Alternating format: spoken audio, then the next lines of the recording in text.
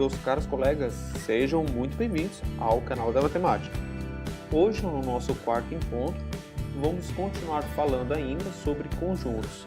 Mais precisamente, vamos entrar na terceira parte de conjuntos. Tudo bem? Hoje vamos abordar sobre as operações fundamentais com conjuntos, certo? Que é aquela intuição matemática de reunir conjunto, de ver a diferença de um para com o outro, ver o complemento de um em relação ao outro, tudo bem? Vamos ver também as propriedades dessas operações, tudo bem? Vamos ver essas propriedades envolvendo a união, a intersecção, a diferença e o complemento delas, tudo bem? Antes de continuar, eu gostaria que você prestasse muita atenção nesses dois tópicos, porque existem muitos, mas não são poucos não, são muitos exercícios mesmo de matemática que envolvem esses tópicos, principalmente os exercícios de concursos públicos. Então, você que vai fazer o concurso público principalmente, preste muita atenção nesses dois tópicos, tudo bem? Se tiver alguma dúvida, não deixe de tirar, porque é muito importante que você tire mesmo, tudo bem? Bom, então, as operações fundamentais com conjuntos. De início, temos a união, certo? Também a gente chama de reunião de conjuntos. Então, sejam A e B, dois conjuntos quaisquer, de ser A união AB, um conjunto formado por todos os elementos de A e ou de B. Eu havia falado nos encontros anteriores que a conjunção é muito importante. A conjunção da língua portuguesa é muito importante na matemática. E aqui está um desses exemplos. O conjunto união é formado pelos elementos de A e de B. O que quer dizer isso? Que são aqueles elementos que pertencem a A e que pertencem a B ao mesmo tempo. Então, são aqueles elementos que pertencem a A e que pertencem a B. E a conjunção ou quer dizer o quê? Os elementos que pertencem a A ou que pertencem ao B. Isso quer dizer o quê? Que tem aqueles elementos que pertencem só a B e não pertencem a A, e que pertencem a A, mas não pertencem a B. Entendeu? Então, de certa forma, o conjunto união é aquele conjunto que vai reunir todos os elementos de todos os conjuntos envolvidos. Entendeu? Ou seja, não vai ter nenhum elemento perdido. Então, recapitulando, temos sejam A e B, dois conjuntos quaisquer, de ser A união a B, o conjunto formado por todos os elementos de A e ou de B. Ou seja, então, o conjunto A união a B é formado pelos elementos X, tal que essa barra na vertical eu havia explicado nos encontros anteriores, que quer dizer o quê? Algo que deva satisfazer a alguma coisa, tudo bem? Então, o conjunto A é formado pelos elementos X, tal que esse X ele deve pertencer a A e a B ao mesmo tempo, ou ele pertence só a A ou só a B, tudo bem? Então vamos ao exemplo 1. Temos o conjunto A aqui, certo?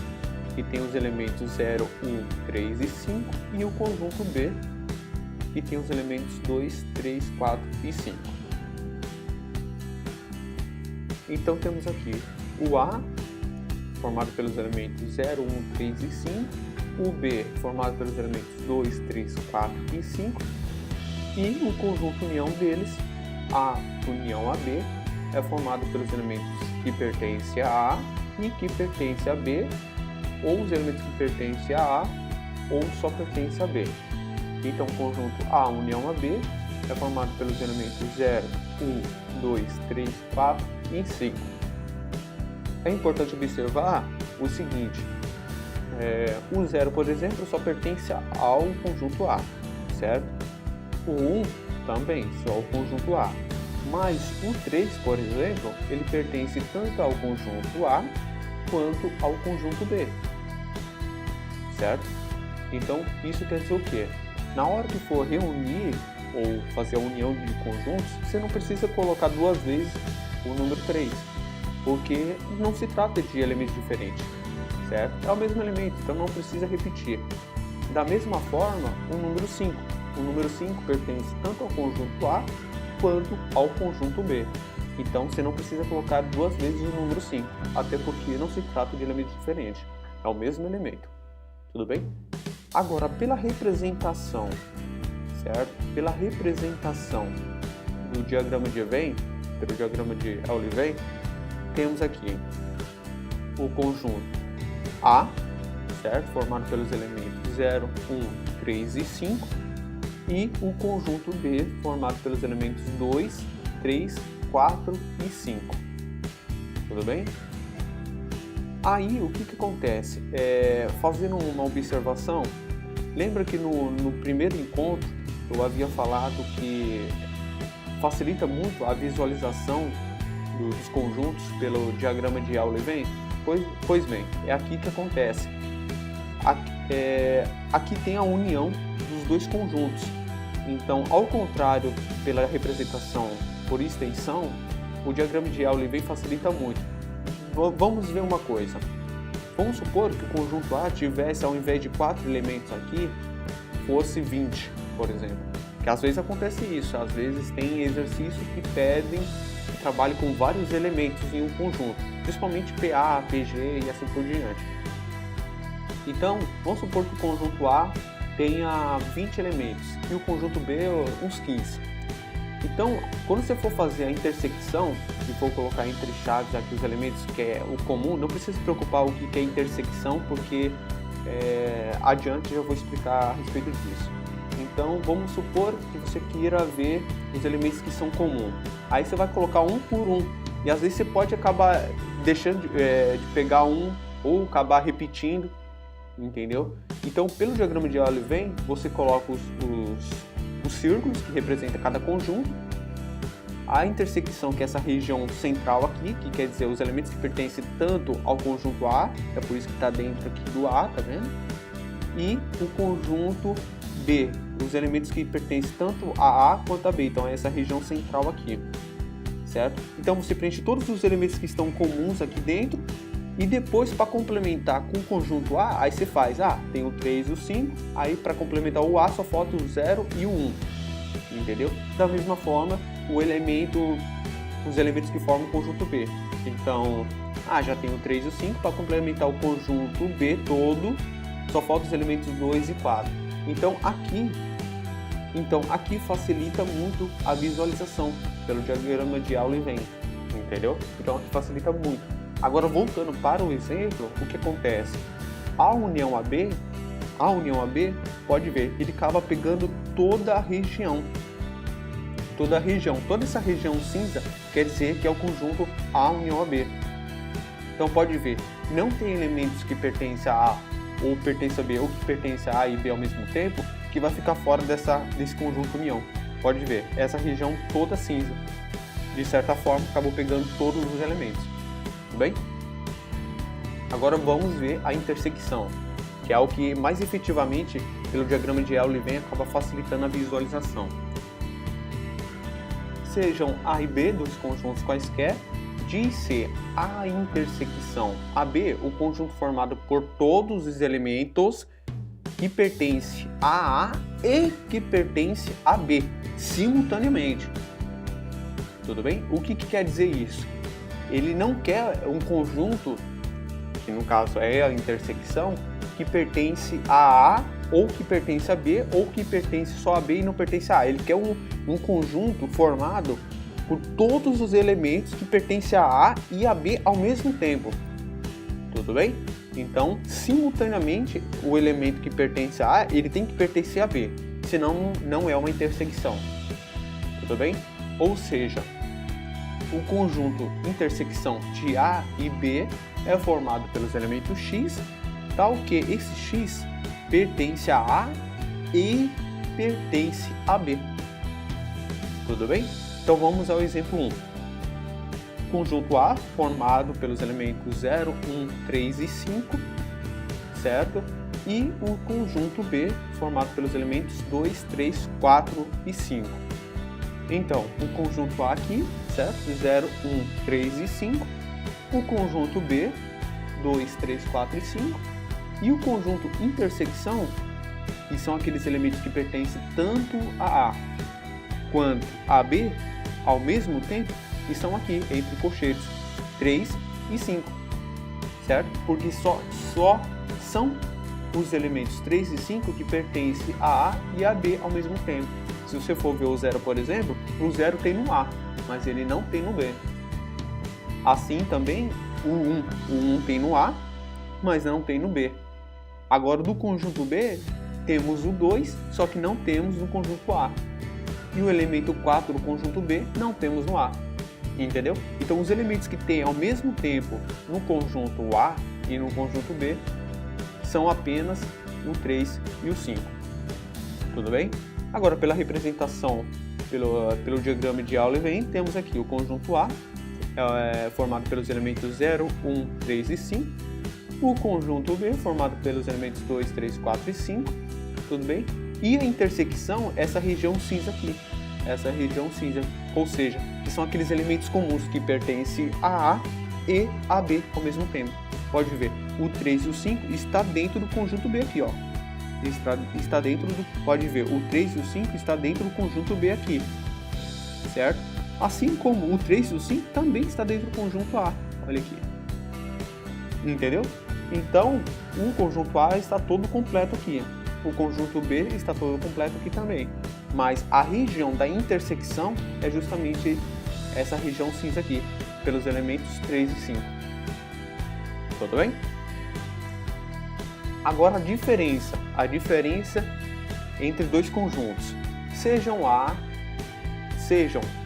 e B dois conjuntos quaisquer, diz-se a diferença entre A e B é o conjunto formado pelos elementos que pertencem ao conjunto A e não pertencem ao conjunto B. Ou seja, a diferença entre o conjunto A e o conjunto B vai ser aquele conjunto, certo? Que é formado pelos elementos que só pertencem a A, mas não pertencem a B. Nessa ordem mesmo. A ordem nessa situação é importante. Vocês vão observar isso.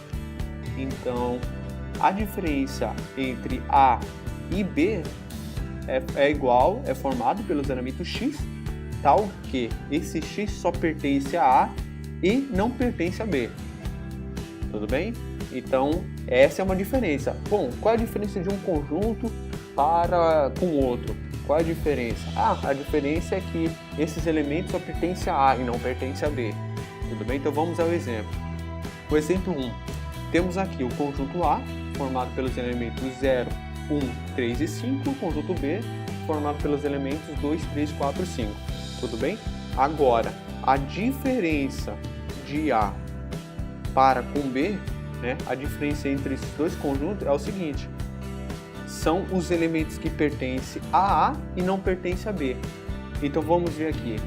Quais os elementos que pertencem ao conjunto A, mas que não pertencem ao conjunto B? Vamos ver o 0. Bom, o 0 só pertence ao A, né? Ao B não pertence. Vamos ver outro elemento também. O 1 pertence só ao conjunto A, mas não pertence ao conjunto B. O 3 já pertence ao conjunto B, né? Então não vale. E o número 5 pertence ao conjunto B também. Então os elementos que pertencem só a A e não pertencem ao B são apenas o 0 e o 1. Tudo bem? São apenas o 0 e o 1. Então a diferença entre os conjuntos A e B é apenas o 0 e o 1. Entendeu? É apenas o 0 e 1. Não vale a leitura do conjunto B para o conjunto A, porque a diferença já se trata de uma outra situação. Tudo bem? Então, a diferença de B com A não entra nessa situação. Tudo bem? Agora, pelo diagrama de Euler-Venn, a representação está aqui. O conjunto A, formado pelos elementos 0, 1, 3 e 5. O conjunto B, formado pelos elementos 2, 3, 4 e 5. E a diferença de A e que não pertence a B é essa região cinza aqui, ó. Essa região cinza. Ou seja, todos os elementos que pertencem a A, mas não pertencem ao conjunto B. Entendeu? Então, essa região cinza é a diferença de A para com B. É justamente essa região cinza. Tudo bem? Então, pode ver que a diferença de B para com A, que é uma ordem inversa, aqui, é o seguinte, essa região cinza seria essa região aqui, de 2 e 4. Só que como pra gente interessa só essa região de A, que pertence a A e não pertence ao B, é apenas esse 0 e 1. Tudo bem? Agora, o mesmo conjunto, veja bem, esse exemplo 2. O mesmo conjunto A, 0, 1, 3 e 5. E o conjunto B, 2, 3 e 4, 5, pode ver, é o mesmo exemplo do exemplo número 1, certo? São os mesmos conjuntos, o A, 0, 1, 3 e 5, e o B, 2, 3, 4 e 5, do exemplo 1. E no exemplo 2, temos aqui o conjunto A também, 0, 1, 3 e 5, e também o conjunto B, 2, 3 e 4 e 5. Mas você pode ver que a diferença, a ordem, né? A ordem mudou e, consequentemente, vai acabar mudando os elementos. Vai acabar mudando os elementos porque não se trata de um conjunto iguais. E se fosse conjuntos iguais, não teria elementos que pertencem a um conjunto que não pertence a outro, porque se trata do mesmo conjunto. Então, quando se mudou a ordem, fatalmente vai mudar os elementos. Tudo bem? Então veja bem, lá a gente estava trabalhando com A menos B, aqui já é o contrário, B menos A. Ou seja, todos os elementos que pertencem a B, mas que não pertencem a A. Entendeu? Então vamos ver aqui. O conjunto B, o 2 pertence a B e não pertence a A? Sim, só o conjunto B tem o número 2. O 3 pertence ao conjunto B, mas não pertence ao conjunto A? Não, o conjunto B tem o número 3 e o conjunto A também tem o número 3, então não vale. Então, por enquanto, até agora, só o número 2. O 4 pertence ao conjunto B? Sim. Pertence ao conjunto A? Não, então o 4 também vale. O 5 pertence ao conjunto B, mas pertence ao meu conjunto A, então não vale, porque o que interessa para nós são aqueles elementos que pertencem ao conjunto B e não pertencem ao conjunto A. Então, dessa forma, a diferença entre os conjuntos B e A é formada pelos elementos 2 e 4, tudo bem? Então, a representação pelo diagrama de Euler-Venn, temos aqui o conjunto A, 0, 1, 3 e 5, o conjunto B, formado pelos elementos 2, 3, 4 e 5. Pode ver que a região mudou, a região da diferença mudou, porque invertemos a ordem de leitura.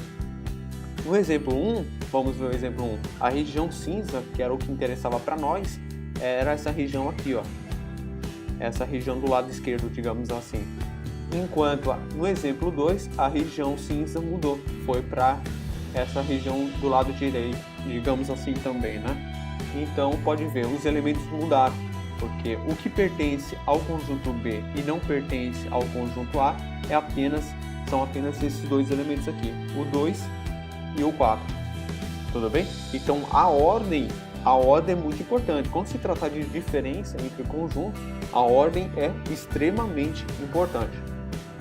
E a outra observação importante que a gente pode fazer sobre a diferença é a palavra em si. Quando se falar diferença, ela quer dizer a diferença de um termo para com outro, entendeu? Então, existem muitos exercícios que pedem a diferença de um conjunto com outro, a diferença de uma PA com outra é apenas o elemento 1, entendeu? Então, existem muitos exercícios que, quando falar a palavra diferença, você precisa entender que se trata de um sinal de menos, só isso. Entendeu? Então é importante saber o mais importante é isso. A soma a gente já é meio intuitiva, a gente já sabe que é um sinal de mais, entendeu? Mas o sinal de menos, às vezes eles falam diferença e a gente precisa ter essa noção, tudo bem? E por último, das operações fundamentais com o conjunto, temos o complemento. Então, sejam A e B dois conjuntos, vai perceber porque eu não escrevi quaisquer. Tais que B é subconjunto de A, de C o complemento de B em relação a A, um conjunto formado pelos elementos que pertencem a A, mas não pertence a B. O que isso quer dizer? Bom, primeiro, por que eu não coloquei sejam A e B dois conjuntos quaisquer? Porque ele não pode ser qualquer conjunto, certo? O B ele tem que ser um subconjunto de A, certo? O que quer dizer isso? O B é um conjunto que está dentro de um outro conjunto bem maior, entendeu? E está dentro de um conjunto bem maior. E o que quer dizer? Esse conjunto menor, o que eu preciso colocar no conjunto menor para ele ficar igual ao conjunto maior? Então pode ver, esse B é um subconjunto do A. O que leva a crer, o que deduz é que esse conjunto A é um conjunto maior e, portanto, o B é um conjunto menor, certo? Por quê? Porque o B é um subconjunto de A, está dentro do A. No máximo, o conjunto B pode ser igual a A, no máximo. Então, você consegue perceber que o B é um subconjunto de A, é um conjunto menor. Então, o que eu devo colocar, quais elementos eu devo colocar no B para que se torne um A? É por isso que se diz o complemento de B em relação ao A. Entendeu?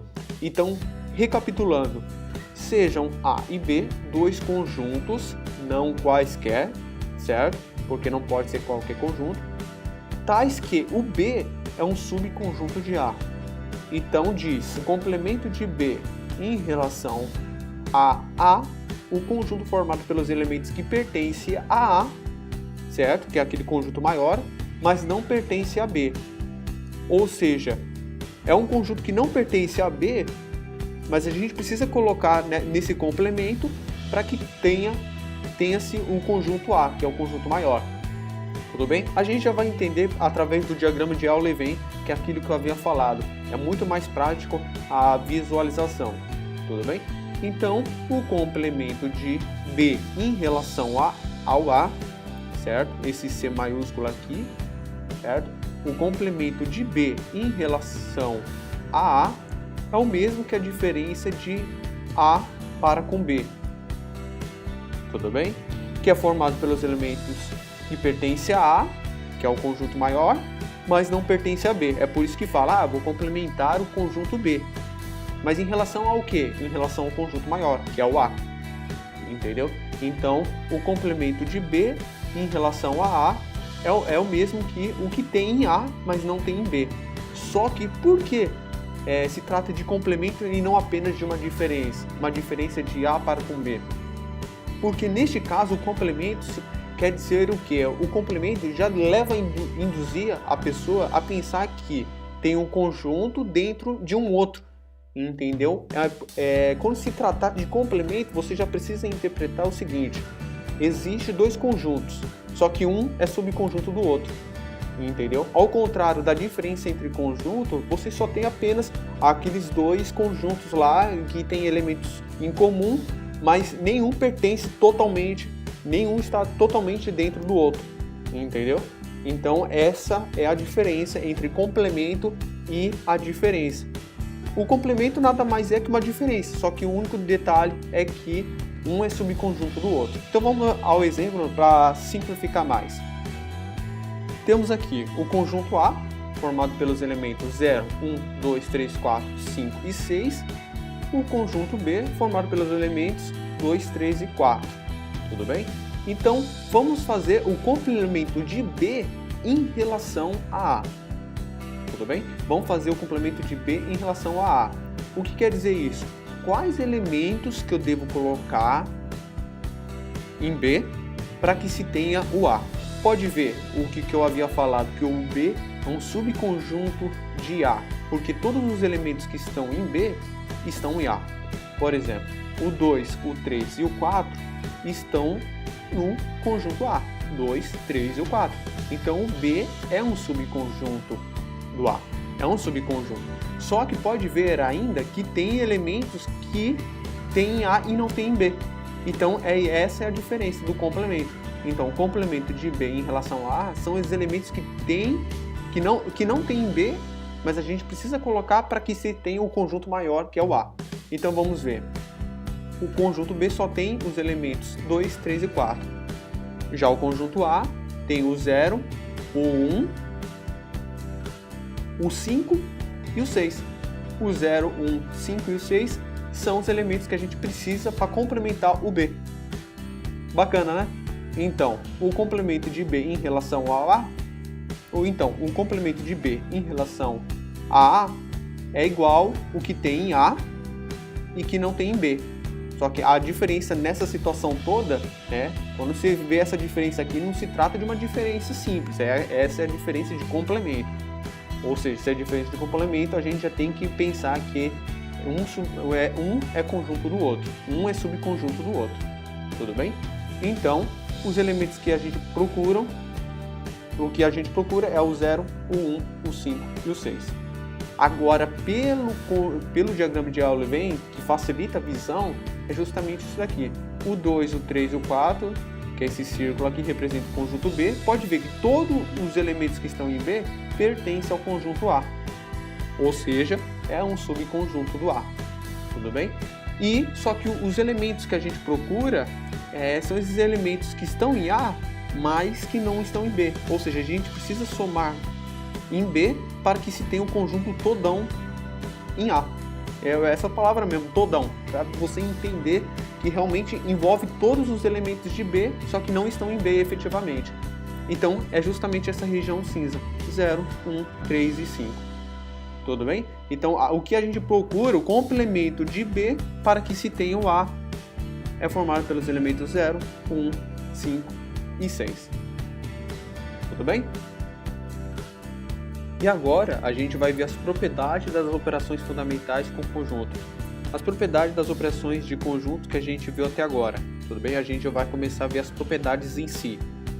Vamos começar pela união, certo? A propriedade número 1 fala o seguinte: quando a gente tem um conjunto, faz união com o próprio conjunto, o resultado não pode ser diferente, a não ser o próprio conjunto. Então vamos pegar um exemplo.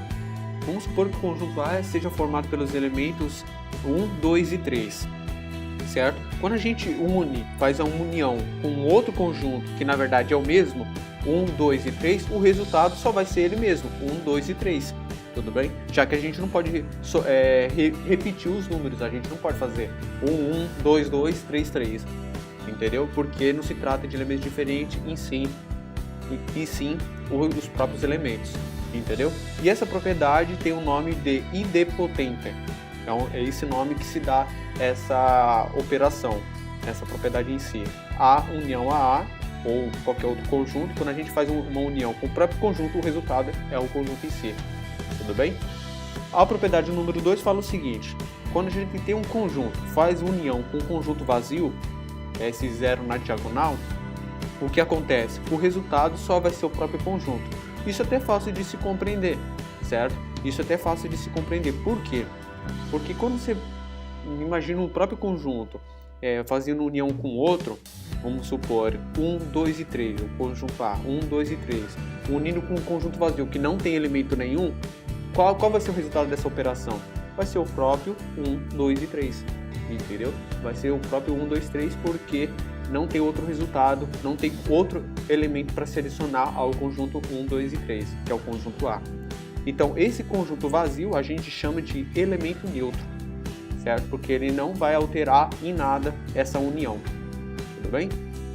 A propriedade número 3 fala o seguinte: um conjunto A fazendo união com o conjunto B é o mesmo que fazer a união de B com A. Tudo bem? O que quer dizer isso? Ele quer dizer que a ordem não importa. A ordem não importa. Se você fazer a união de A com B ou B com A, o resultado vai ser o mesmo. Tudo bem? Se você pegar um conjunto A, 1, 2 e 3, e o conjunto B, 3, 4 e 5, vai ser o mesmo se colocar na frente o 3, 4 e 5, união com 1, 2 e 3. O resultado vai ser o mesmo. Ao contrário da diferença entre conjuntos, como eu mostrei anteriormente, a diferença entre conjunto de A par com B e B par com A produzem resultados diferentes, certo? Então, a diferença produz resultados diferentes conforme você inverte a posição. Agora, na união, não. Quando você inverte a posição, o resultado é o mesmo. E esse resultado sendo o mesmo, a gente dá o nome de propriedade comutativa. Tudo bem? E por último, a propriedade da união, temos o seguinte: a união a B, fazendo essa operação primeiro, que está entre parênteses, depois unindo com C, ou fazendo a operação B união a C e depois unir com A, certo?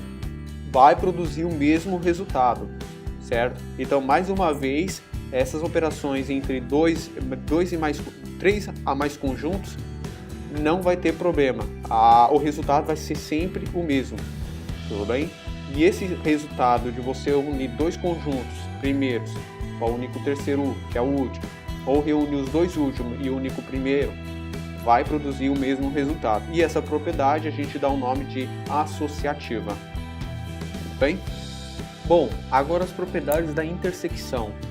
Propriedade número 1. O conjunto A fazendo a intersecção com o próprio conjunto A, o resultado só pode ser ele mesmo. O que quer dizer isso? Bom, quando a gente tem um conjunto, certo? Vamos supor que esse conjunto seja formado de novo, né? Nosso velho exemplo, formado por 1, 2 e 3. Quando a gente faz a intersecção com o mesmo conjunto, 1, 2 e 3, o que é intersecção? O que tem de elemento comum, certo? Então, o que vai ter de elementos comuns no primeiro conjunto 1, 2 e 3 com o outro conjunto, que na verdade é o mesmo, 1, 2 e 3? O que vai ter de elementos em comum?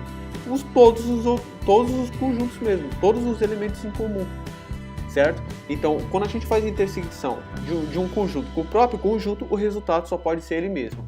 E aí essa propriedade a gente dá o nome de idempotente, tudo bem? A propriedade número 2. A intersecção de um conjunto A, por exemplo, com o conjunto universo, que é um conjunto maior, qual vai ser o resultado? Vai ser o próprio A, o próprio conjunto, entendeu? O que quer dizer isso? O conjunto universo, a gente tem o conjunto universo, todos os elementos, só que quando a gente faz o conjunto A, vamos supor que seja 1, 2 e 3, novamente eu pego exemplo, fazendo a intersecção com esse conjunto universo, o que vai ter em elemento em comum? A gente tira 1, 2 e 3 do conjunto A, mais 1, 2 e 3 do conjunto B, do conjunto universo, certo? Então, dessa forma, o conjunto universo vai acabar funcionando como elemento neutro, entendeu? Na união, a propriedade do elemento neutro é o conjunto vazio, só que na intersecção, o elemento neutro vai ser o conjunto universo, tudo bem? A propriedade número 3. Temos um conjunto A fazendo intersecção com o próprio... A propriedade número 3. A gente tem um conjunto A fazendo intersecção com o conjunto B, é o mesmo que fazer a intersecção de B com A. O que quer dizer isso? Que a ordem não vai importar, certo? Nessa situação da intersecção, assim como da união, a ordem não importa. Já na diferença, sim. Então, a intersecção de A com B é o mesmo que B com A, certo? A ordem não importa. E para essa propriedade a gente dá o nome de comutativa, tudo bem? Propriedade número 4. Quando a gente faz a intersecção de A com B e por último faz a intersecção com C, ou faz os dois conjuntos, a intersecção dos dois últimos conjuntos e depois faz com o primeiro, vai ter o mesmo resultado, tudo bem? A ordem novamente não importa, mesmo quando envolve mais de dois conjuntos, tudo bem? Na intersecção não importa a ordem. E para essa propriedade a gente dá o nome de associativa, tudo bem? E por último, a propriedade da intersecção, propriedade número 5, temos o seguinte: o conjunto A fazendo intersecção com o conjunto B e for igual ao conjunto vazio, certo? A gente vai dar o nome de conjuntos disjuntos, ou seja, não tem nada igual, entendeu? Não tem nada que tem elementos juntos, elementos em comum, tudo bem? Então vamos imaginar o seguinte: vamos imaginar que o conjunto A seja formado por 1, 2 e 3, tudo bem? Só para facilitar a compreensão. E o conjunto B seja formado por 3, 4 e 5. Bom, o conjunto A, 1, 2 e 3, e o conjunto B, 3, 4 e 5, o que tem de comum? Nada. Então, nessa situação, o nome que a gente vai dar para essa situação é de conjuntos disjuntos, tudo bem? É importante saber disso, que quando a gente tiver a intersecção de dois conjuntos e não tiver nada em comum, e for um conjunto vazio, é importante saber disso porque às vezes tem muitos exercícios que falam simplesmente assim: os conjuntos são disjuntos entre si. Bom, aí você vai precisar saber o que quer dizer isso. entendeu? Então você já vai ter que lembrar que a intersecção desses dois conjuntos não vai ter nenhum elemento em comum. Então você precisa ter isso na cabeça, tudo bem? Temos agora a propriedade da diferença, propriedade número 1, certo? A diferença entre o conjunto A e o conjunto B, o resultado é diferente quando a gente faz o conjunto B, a diferença entre o conjunto B para o conjunto A, certo? A gente já havia visto a respeito disso, que a ordem na diferença importa sim, certo? Porque produz resultados diferentes, tudo bem? A diferença só vai ser igual, mesmo não importando a ordem, quando os conjuntos A e B forem iguais, certo? Os conjuntos forem iguais, então, exceto quando conjunto A for igual ao conjunto B, certo? Que aí nesse caso a diferença de A com B e B com A vai ser igual ao conjunto vazio. Bom, vamos detalhar isso daí. É o seguinte, quando a gente tem dois conjuntos, certo? A e B, esses dois círculos aqui, são dois conjuntos iguais. Eu só dei uma ampliada para poder facilitar a compreensão. Então vamos ver. O conjunto A é formado pelos elementos 1, 2, 3 e 4. E o conjunto B também, formado pelos elementos 1, 2, 3 e 4. Tudo bem? Então, portanto, o conjunto A é igual ao conjunto B, certo? Agora, convenhamos. O que tem em A que não tem em B? Nada, certo? Porque tudo que tem em A, que é 1, 2, 3 e 4, também tem em B. 1, 2, 3 e 4. Agora, qual é invertendo a diferença? O que tem em B que não tem em A? Nada também, porque tudo que tem em B, que é 1, 2, 3 e 4, vai ter em A, que é 1, 2 e 3 e 4. Então, nesse caso, a diferença não importa. Somente nesse caso. Em que caso? Em que os conjuntos são iguais entre si. Tudo bem? Só que também não vai ter outro resultado possível, além do conjunto vazio. Tudo bem? E por último, vamos falar sobre as propriedades do complemento. Tudo bem? A propriedade número 1 diz o seguinte, que o complemento de B em relação ao conjunto A, certo? Em relação ao conjunto A, fazendo a intersecção com B é igual ao conjunto vazio, certo? Então ele fala que o complemento de B em relação a A, então já imagina que o A é um conjunto grande, já é um conjunto maior, certo? Então o conjunto B em relação ao conjunto A, fazendo a intersecção com o conjunto B, não vai ter elementos em comum. Então vamos usar o exemplo do complemento. Então ele fala aqui que o complemento B, que é essa região cinza, fazendo intersecção com o conjunto B, não vai ter elementos comuns. E é verdade, por quê? Porque o complemento de B são os elementos 0, 1, 5 e 6. Só que fazendo intersecção com o conjunto B, 2, 3 e 4, o que tem elementos em comum? Não tem nenhum elemento em comum, entendeu? Então o complemento de B fazendo a intersecção com o conjunto B não vai ter nenhum elemento em comum, tudo bem? Agora ele fala o seguinte, que o complemento de B em relação a A, fazendo a união com B, com o conjunto B, aí vamos ter um conjunto A. Então ele fala o seguinte, que o complemento de B, que é essa região cinza, fazendo a união, unindo os elementos do conjunto B, 2, 3 e 4, vamos ter o conjunto A. E é verdade, porque se a gente pegar todos os elementos do complemento de B, 0, 1, 5 e 6, e fazer a união com o elemento 2, 3 e 4, vamos ter todo o conjunto A, 0, 1, 2, 3, 4, 5 e 6. Tudo bem? Bom, a propriedade número 2 fala o seguinte, que o complemento de A em relação ao A, certo? É o próprio conjunto vazio. O que quer dizer isso? Quer dizer o quê? Que o complemento de A em relação ao conjunto maior, o A, não vai ter elementos para se complementar, certo? Porque ele já é o próprio, ele já é o próprio complemento daquele conjunto grande. Então não vai precisar de elementos para se complementar para se chegar ao conjunto maior que é o A, entendeu?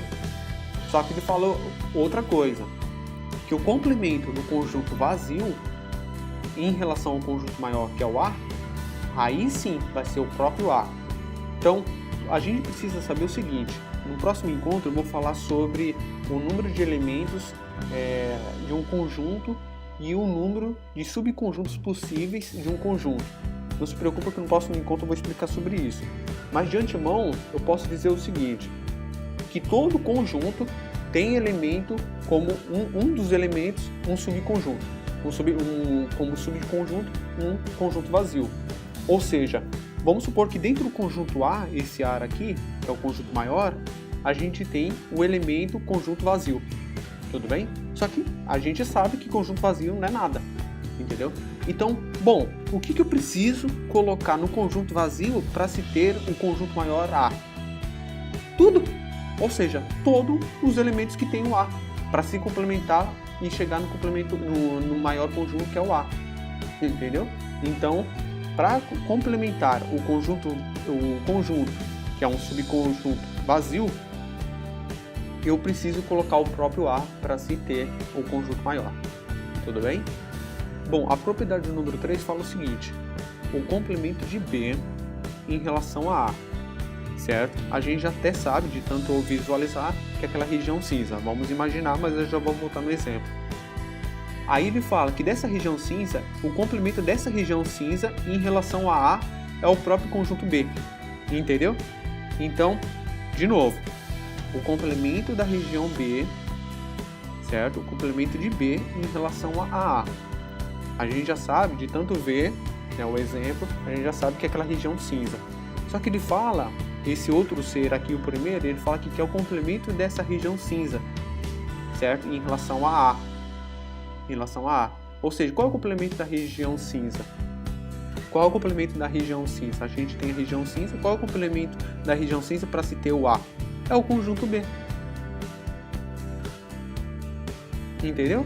Então, o complemento de B em relação a A é aquela região cinza que a gente já conhece, certo? É o que eu preciso colocar no conjunto B para se obter o conjunto maior, que é o conjunto A.